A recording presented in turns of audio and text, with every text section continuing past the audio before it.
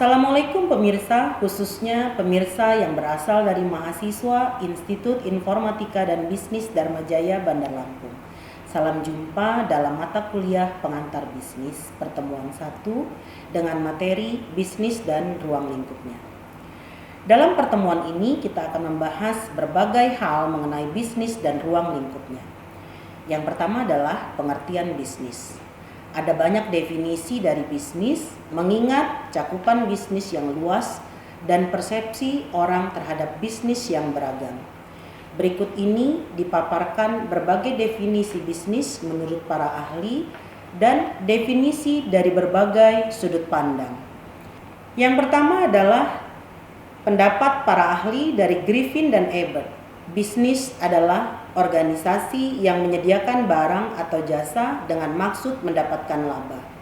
Kemudian Peterson dan Plowman mengemukakan bahwa bisnis merupakan serangkaian kegiatan yang berhubungan dengan pembelian ataupun penjualan barang atau jasa yang dilakukan secara berulang-ulang. Menurut Peterson dan Plowman, penjualan jasa ataupun barang yang hanya terjadi satu kali saja bukanlah merupakan suatu pengertian bisnis.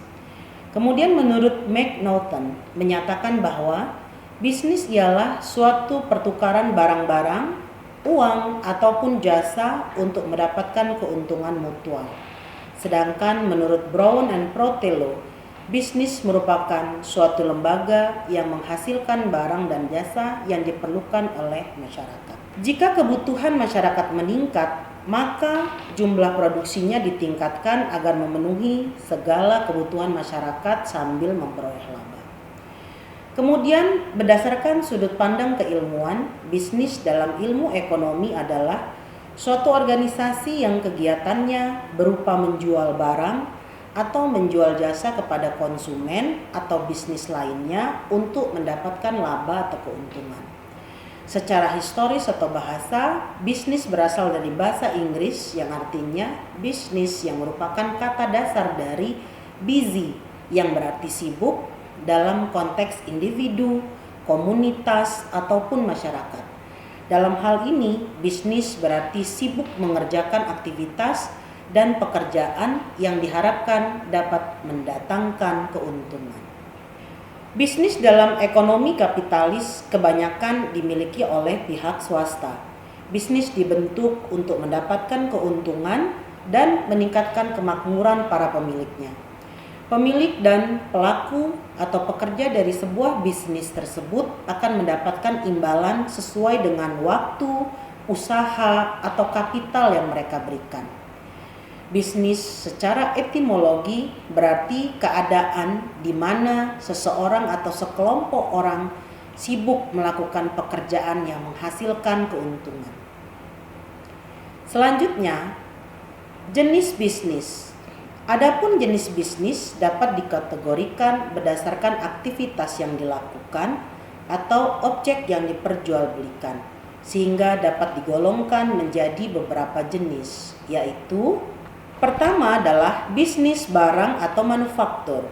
Bisnis manufaktur adalah bisnis yang memiliki aktivitas produksi barang baku atau mentah atau yang terdiri dari beberapa komponen kemudian dijadikan produk baru berbentuk fisik dengan nilai guna lebih tinggi dan dijual untuk mendapatkan keuntungan.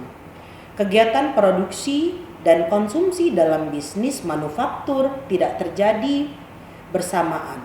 Produksi dilakukan terlebih dahulu. Contoh bisnis barang adalah perusahaan yang memproduksi barang fisik seperti pakaian, barang elektronik, kendaraan, dan lain-lain. Kemudian yang kedua adalah bisnis jasa. Bisnis jasa adalah bisnis yang menghasilkan barang intangible, atau pelayanan yang dibutuhkan oleh konsumen, sehingga pelaku bisnis akan mendapatkan keuntungan dengan cara mendapat upah atau jasa yang mereka berikan dalam bisnis jasa. Kegiatan produksi dan konsumsi dilakukan bersamaan. Contoh bisnis jasa adalah psikolog, guru, ojek, dan lain-lain. Yang ketiga yaitu bisnis pengecer dan distributor atau penjual. Bisnis pengecer maupun distributor adalah pihak yang berperan sebagai perantara barang atau produk antara produsen dengan konsumen yang juga mendapat keuntungan dari selisih aktivitas jual beli produk. Contoh bisnis ini adalah seperti minimarket, warung, supermarket, dan lain-lain. Yang keempat adalah bisnis finansial. Bisnis finansial adalah bisnis yang mendapatkan keuntungan dari sebuah investasi dan pengelolaan modal yang diberikan kepada pelaku usaha untuk nantinya mendapatkan bagi hasil dengan pelaku usaha. Saat ini begitu banyak bisnis investasi yang tengah berkembang, seperti misalnya reksadana, investasi di sebuah perusahaan, dan investasi dan penanaman modal lainnya. Yang kelima adalah bisnis pertanian dan pertambangan. Bisnis pertanian dan pertambangan adalah bisnis yang memiliki kegiatan mengolah, memperoleh sumber daya mentah atau SDA seperti tanaman, budidaya, mineral, tambang, dan lain-lainnya. Kemudian yang keenam adalah bisnis informasi.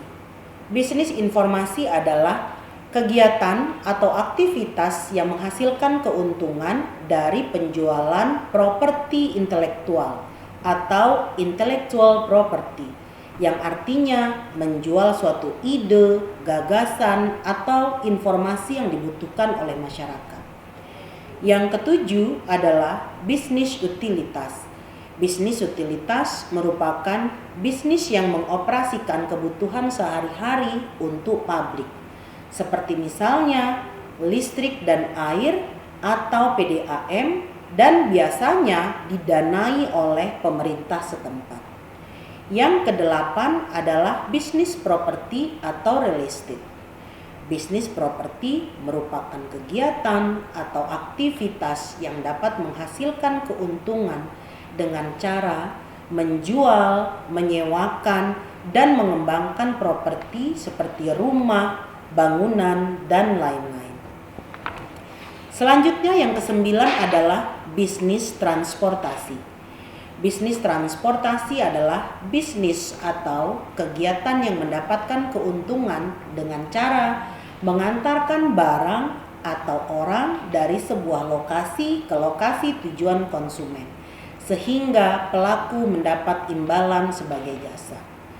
Bisnis transportasi banyak contohnya. Di antaranya adalah bisnis bis, angkutan umum, kantor pos, pengantar barang lain, dan bisnis jasa transportasi lainnya. Ruang lingkup kegiatan bisnis. Ruang lingkup kegiatan dalam bisnis sangat luas. Akan tetapi, kegiatan bisnis dapat digolongkan menjadi 3 aspek, antara lain: yang pertama adalah aspek produksi atau production, merupakan suatu kegiatan yang dilakukan untuk mengolah suatu bahan baku atau sumber-sumber yang ada agar tercipta suatu produk yang mempunyai nilai guna yang lebih tinggi. Pihak yang melakukan kegiatan produksi disebut produsen.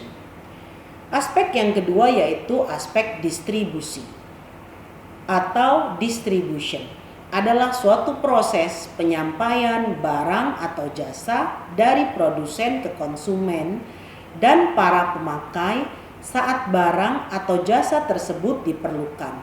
Umumnya, distribusi meliputi kegiatan-kegiatan sebagai berikut. Pertama, pemindahan bahan baku dari pemasok atau supplier kepada awal mula lini produksi. Yang kedua, melibatkan penyimpanan, penanganan bahan baku barang jadi. Kemudian selanjutnya pengemasan, lalu pengendalian persediaan, dan terakhir transportasi kepada konsumen. Lalu aspek yang ketiga adalah aspek konsumsi. Consumption adalah suatu pemanfaatan nilai guna suatu barang atau jasa demi terpenuhinya suatu kebutuhan. Orang yang melakukan konsumsi disebut konsumen. Konsumen adalah setiap orang yang memakai barang dan jasa yang tersedia, baik bagi kepentingan diri sendiri, keluarga, orang lain, kelompok, maupun makhluk hidup lain, dan tidak untuk diperdagangkan kembali. Banyak yang menggolongkan aspek-aspek tersebut sebagai jenis bisnis. Namun itu adalah hal yang keliru. Aspek di atas bukanlah jenis dari bisnis, melainkan komponen dalam suatu bisnis. Selanjutnya adalah tujuan bisnis.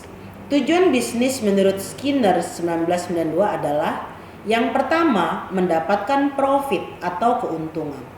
Yang kedua, mempertahankan kelangsungan hidup perusahaan. Yang ketiga, pertumbuhan perusahaan. Yang keempat, ada tanggung jawab sosial di dalamnya.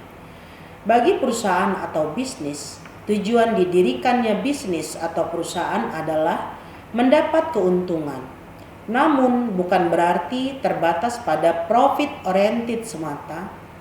Maka tujuan didirikannya sebuah bisnis adalah untuk mendapatkan keuntungan atau profit, menyediakan barang atau jasa sesuai kebutuhan konsumen, mendapatkan kesejahteraan pemilik faktor produksi dan masyarakat umum, menyediakan lapangan pekerjaan, mendapat eksistensi suatu perusahaan dalam jangka panjang, kemajuan pertumbuhan perekonomian, memperoleh prestis dan prestasi, mendapatkan citra yang baik di pandangan masyarakat, dan lain-lain.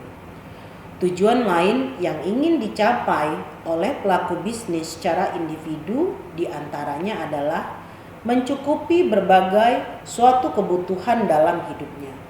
Kemudian selanjutnya untuk mensejahterakan dirinya dan keluarga. Yang ketiga untuk aktualisasi diri. Lalu selanjutnya untuk mencoba hal-hal baru. Lalu memanfaatkan waktu luang agar mendapatkan kesibukan. Memiliki usaha sendiri sehingga tidak bekerja pada orang lain, dan lain-lain. Demikianlah perkuliahan kita kali ini. Semoga ilmu yang disampaikan dalam forum ini memberikan manfaat untuk kita semua. Salam Dharma Jaya The Best.